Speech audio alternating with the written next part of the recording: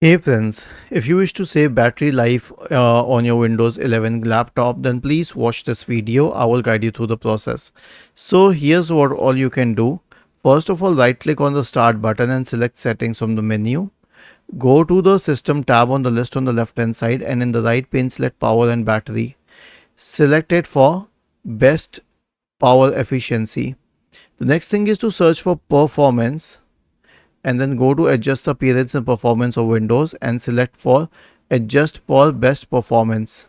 Okay, now while it is giving the best performance, it is not adjusting for the best appearance, thus saving on the battery life. Now click on this option here, and then you can reduce the brightness of your computer.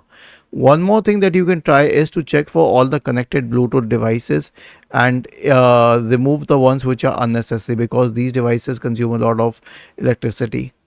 Then we have a few more energy recommendations that you can apply if you want to. Was this helpful? If yes, then please subscribe to the channel. If not, then let us know in the comment section of the video on how we could help you further.